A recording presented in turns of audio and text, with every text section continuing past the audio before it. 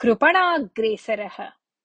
कस्मिंश्चित् ग्रामे रविचन्द्रः नाम धनिकः आसीत्। सः मरणात् पूर्वम् एव स्वस्य सम्पत्तिं पुत्रयोः हरिगिर्योः विभज्य दत्तवान्। तस्य सम्पत्तिः तावती आसीत् या च तत्कुलजातैः सर्वैः अपि कार्यम् अकृत्वा वैभवेन जीवनं यापितं चेदपि क्षतिं न प्राप्नुयात्। महती सम्पत्तिः अस्ति इति कारणेन हरिः वैभवोपेतं जीवनम् एव करोति स्म। तस्य एकं विशालं हर्म्यम् आसीत्। अनेके कर्मकराः अपि आसन्। प्रतिदिनं तस्य गृहे कोऽपि कार्यक्रमः भवति स्म एव। सर्वे तेन सह आदरेण व्यवहरन्ति स्म। सः अन्येभ्यः यथाशक्ति साहाय्यमपि करोति स्म। ग्रामे सर्वे हरेः दानगुणं प्रशंसन्ति स्म। गिरिः तु एकस्मिन् लघुनि मृच्छदगृहे वसति स्म। अनुकूला एव पत्नी आसीत् इति कारणेन तदीयं जीवनं सुखेन प्रचलति स्म। तस्य गृहं सम्यक् एव आसीत्, परन्तु तत्र अमूल्यानि वस्तूनि कानि अपि न आसन्। सः उत्तमानि वस्त्राणि एव उपयुङ्क्ते स्म, किन्तु न अमूल्यानि। एवं सः सरलं जीवनम् एव बहु इच्छति स्म। सः अपि अन्येषां साहाय्यं करोति स्म, किन्तु ततः पूर्वं साहाय्यापेक्षिणः उद्दिश्य अनेकान् प्रश्नान् पृच्छति स्म। धनपेक्षिणः उत्तरं तृप्तिकरम् अस्ति चेदेव धनं ददाति स्म, न अन्यथा। अतः एव ग्रामे सर्वे तं महाकृपणः इति वदन्ति स्म। ततः समीपस्थे कस्मिंश्चित् ग्रामे चलपतिः नाम कश्चित् सामान्यः गृहस्थः आसीत्। तस्य प्रदीपः नाम पुत्रः, जया नाम पुत्री च आसीत्। जया प्राप्तवयस्का अभवत्। तस्याः विवाहार्थं चलपतिः धनं सङ्गृह्णन् आसीत्। कदाचित् तस्य प्रतिवेशी धनिकः दीर्घप्रयाणं कर्तुम् इच्छन् प्रयाणात् पूर्वं स्वस्य अङ्गुलीयकं चलपतये दत्त्वा, सर्वाणि अमूल्यानि वस्तूनि अहं सुरक्षितस्थाने स्थापितवान्, किन्तु एतत् अङ्गुलीयकमेकं हस्ते एव आसीत् इति कारणेन एतस्य स्थापनं विस्मृतवान् आसम्। प्रयाणसमये चोरेभ्यः भीतिः अस्ति एव, अपि च इदम् अङ्गुलीयकं वंशपारम्पर्येण आगतम् अमूल्यं चापि। अतः कृपया एतद् भवान् रक्षतु इति उक्तवान्। चलपतिः तत् अङ्गुलीयकं स्वीकृत्य पुत्र्याः निमित्तं यानि आभरणानि कारितानि आसन् तैः सह एव स्थापितवान्। तं विषयं पत्नीं वक्तुं विस्मृतवान् सः। अनन्तरदिने एव जयां द्रष्टुं वरपक्षीयाः आगताः। ते वधूम् इष्टवन्तः। यौतकविषये अपि सम्भाषणं समाप्तम्। अन्ते वरस्य माता वध्वाः आभरणानि द्रष्टुम् इष्टवती इति कारणेन जयायाः माता तां प्रकोष्ठं नीत्वा आभरणानि दर्शितवती। माता तत्र विद्यमानम् अङ्गुलीयकं बहु इष्टवती। अतः सा जयायाः मातरम् उद्दिश्य, अहम् एतम् अङ्गुलीयकं बहु इच्छामि।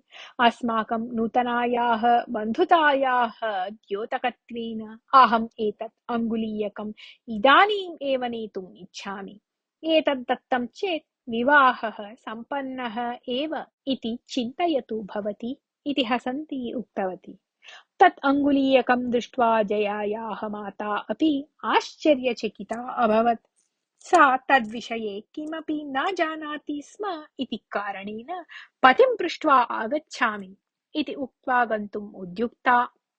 तदा वरस्य माता तस्याः गमनं निवारयन्ती उक्तवती, एतादृशस्य लघुविषयस्य निमित्तम् अपि किं पतिः प्रष्टव्यः?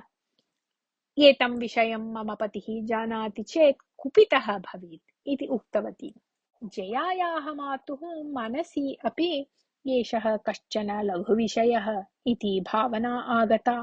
अतः सा पतिम् अपृष्ट्वा एव तस्यै अङ्गुलीयकं दत्तवती। पश्चात् वरपक्षीयाः पुरोहितम् आनाय्य मुहूर्तमपि निश्चित्य स्वग्रामं गतवन्तः।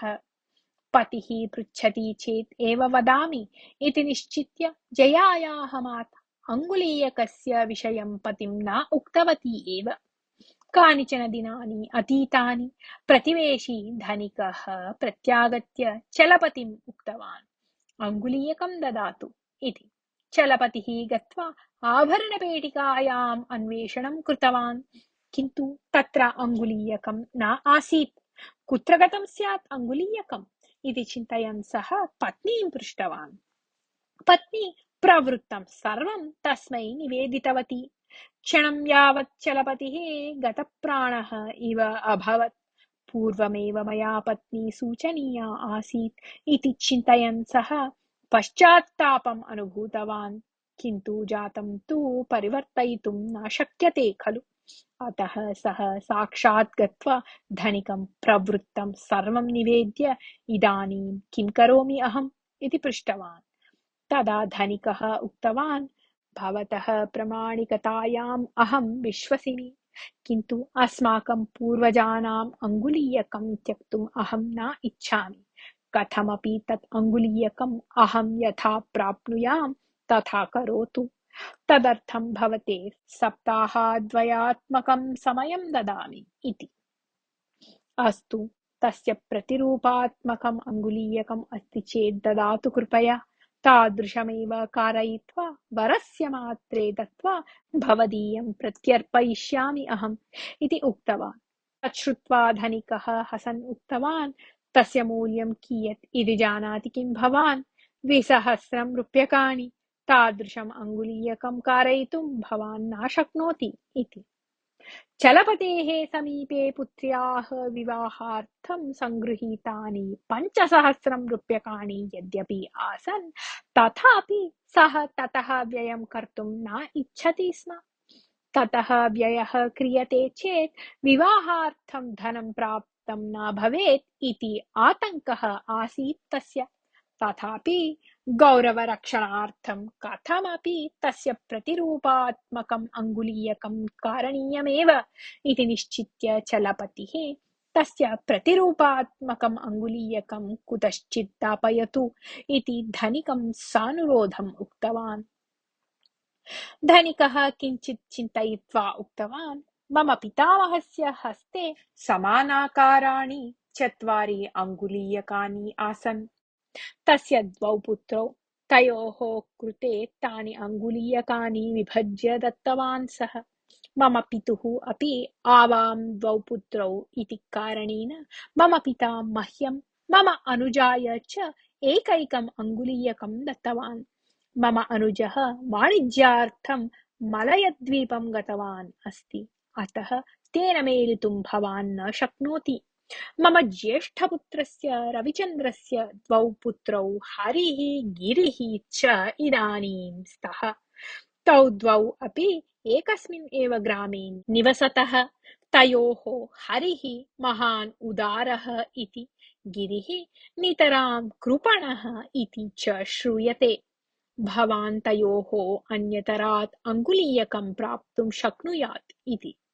अनन्तरं चलपतिः स्वपुत्रं प्रदीपम् आहूय धनिकेन उक्तं सर्वं विवृत्य, एषः अस्माकं वंशस्य गौरवस्य विषयः, अतः भवान् कमपि उपायम् आश्रित्य कथमपि प्रतिरूपात्मकम् अङ्गुलीयकम् आनयतु इति उक्तवान्।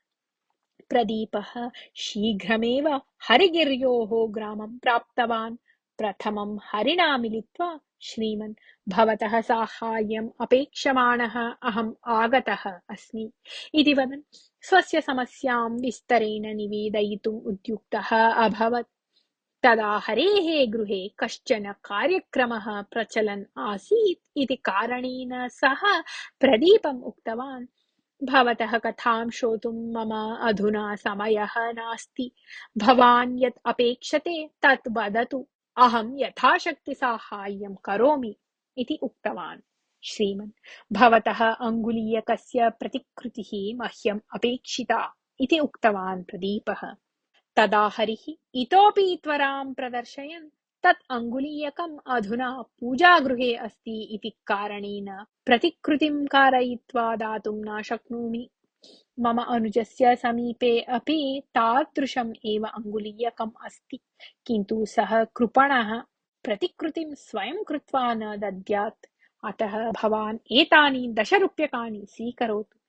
एतद्धनं प्रतिकृतिनिमित्तम् अन्यव्ययार्थं च पर्याप्तं भवति इति प्रदीपेन उच्यमानम् अशृण्वन् तस्य हस्ते 10 रूप्यकाणि अनुरोधपूर्वकं स्थापयित्वा तं ततः प्रेषितवान्।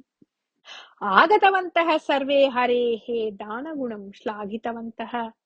प्रदीपः तस्मात् धनं स्वीकर्तुं न इष्टवान्, तथापि किमपि कर्तुम् अशक्तः सः विना प्रतिवचनं तत् स्वीकृत्य कृपणः इति प्रसिद्धस्य गिरेः गृहम् अनिच्छन् एव प्रस्थितवान्। आगतं प्रदीपम् आदरेण स्वागतीकृत्य पातुं शीतलं मधुरं च जलं दत्तवान् गिरिः। प्रदीपः आगमनस्य कारणं तम् उक्तवान्। ततः गिरिः अपि कांश्चन प्रश्नान् पृष्ट्वा विषयं सर्वं सम्यक् ज्ञातवान्। एषः विषयः बहु सूक्ष्मः, अतः बहु जागरूकतया व्यवहरणीयम्। मम पूर्वजैः प्राप्तम् इदम् अङ्गुलीयकं बहु अमूल्यमपि, अतः एतद् भवते दातुं न शक्नोमि। अपि च एतादृशम् अपरम् अङ्गुलीयकं वज्रपुरस्य रत्नगुप्तः एव कर्तुं शक्नोति, न अन्यः। कोटीश्वरः सः एतादृशं लघुकार्यं न अङ्गीकरोति। तथापि भवता सह आगत्य अहं कथमपि अङ्गीकरिष्यामि। अस्माकं मैत्रीकारणेन सः कार्यं कृत्वा दद्यात् एव। एतादृशमेव अन्यत् अङ्गुलीयकं कारयाम इति उक्तवान् गिरिः। श्रीमन्, मम समीपे अधुना तावत् धनं नास्ति। गृहं गत्वा मया धनम् आनेतव्यम् इति उक्तवान् प्रदीपः। तदा गिरिः उक्तवान्, इदानीं भवतः पित्रा पुत्र्याः विवाहनिमित्तं सङ्गृहीतं धनम् एव खलु दातव्यं भवति। तथा चेत् अनन्तरं विवाहार्थं सः कुतश्चित् ऋणरूपेण धनम् आनयेत् एव खलु। तत् ऋणम् अहम् एव दास्यामि, अतः अलं चिन्तया इति। गिरेः उदारतां दृष्ट्वा प्रदीपः आश्चर्यचकितः अभवत्। अनन्तरं तौ वज्रपुरं गतवन्तौ। प्रयाणार्थं 25 रूप्यकाणि व्ययितानि। तत्र एकस्मिन् वसतिगृहे तौ वासं कृतवन्तौ। दिनद्वयाभ्यन्तरे एव गिरिः न केवलं स्वाङ्गुलीयकसदृशम् अङ्गुलीयकं कारितवान्, अपि तु रत्नगुप्तेन सह चर्चां कृत्वा मूल्ये 150 रूप्यकाणां न्यूनतां कारितवान्। ततः अङ्गुलीयकं स्वीकृत्य प्रदीपेन सह वरस्य गृहं गतवान्। वरपतिम् उद्दिश्य, श्रीमन्, वधूपरीक्षादिने वध्वाः माता भवतः पत्न्यैः एकम् अङ्गुलीयकं दत्तवती। तत् अङ्गुलीयकं स्वकीयं न इति सा न जानाति स्म। तस्य उपरि अन्यस्य नाम अस्ति। लघ्वक्षरैः लिखितमिति कारणेन न दृश्यते तत् नाम। पत्न्या अज्ञानेन कृतेन कार्येण खिन्नः चलपतिः तादृशमेव नूतनम् अङ्गुलीयकं कारयित्वा प्रेषितवान् अस्ति। कृपया एतत् स्वीकृत्य तद्ददातु इति प्रार्थये इति उक्तवान्। वरस्य पिता सन्तोषेण नूतनम् अङ्गुलीयकं पत्न्यै दत्त्वा पुरातनं गिरये प्रत्यर्पयन् उक्तवान्, चलपतिसदृशाः जनाः लोके बहु विरलाः। वयं सर्वे बहु सन्तुष्टाः स्मः। एतं विषयं भवान् तं वदतु इति। मार्गे सर्वत्र सर्वोऽपि व्ययः गिरिणा एव निरूढः। ततः तौ चलपतेः गृहं गतवन्तौ। प्रदीपः प्रवृत्तं सर्वं पितरं विस्तरेण निवेदितवान्। तदा चलपतिः गिरेः हस्तं गृहीत्वा श्रीमन्, भवता योग्यरूपेण व्यवहृत्य वरपक्षीयाः तोषिताः, अस्माकं कुलस्य गौरवं रक्षितम् अपि, समये धनमपि दत्त्वा बहु उपकृतवान् अस्ति भवान्। भवतः ऋणं शीघ्रमेव प्रत्यर्पयिष्यामः वयम्।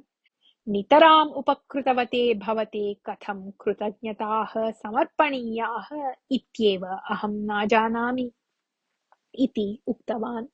गिरिः मन्दं स्वहस्तं प्रतिस्वीकुर्वन्, भोः, अत्र कः विशेषः अस्ति?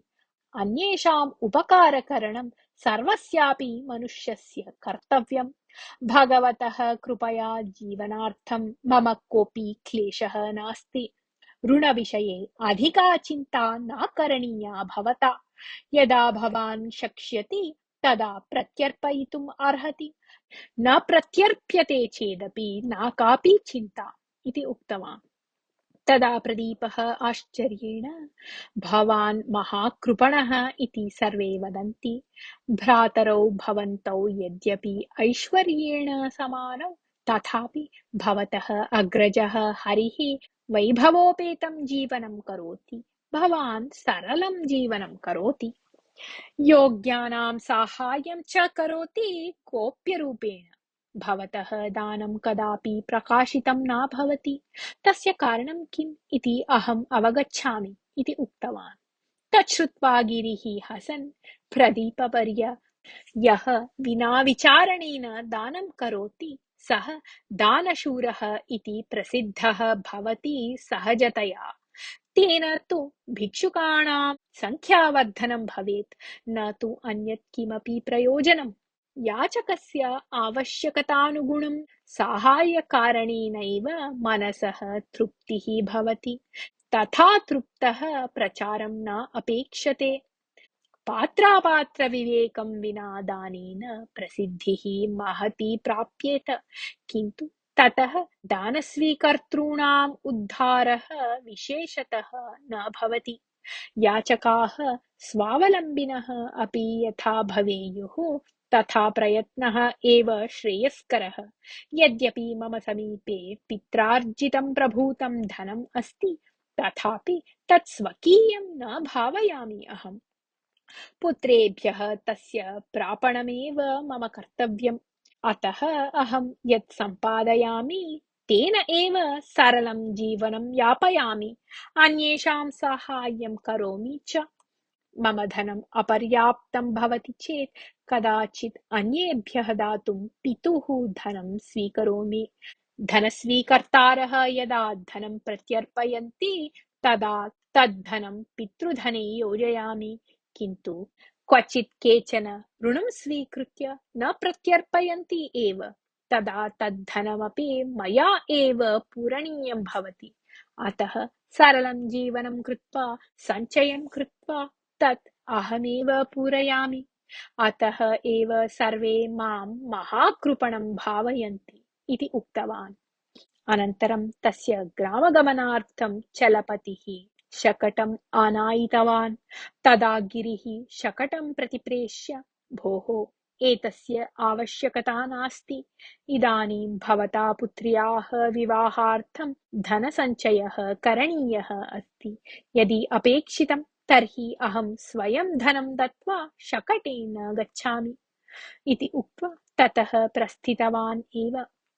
गिरिः न कृपणः, अपि तु तस्मात् ये साहाय्यं प्राप्तवन्तः ते एव कृपणाः इति प्रदीपः ज्ञातवान्। अतः सः धनसञ्चयस्य अभ्यासं कृत्वा वर्षाभ्यन्तरे गिरेः ऋणं प्रत्यर्पयितुं पितुः साहाय्यं कृतवान्। कथा समाप्ता।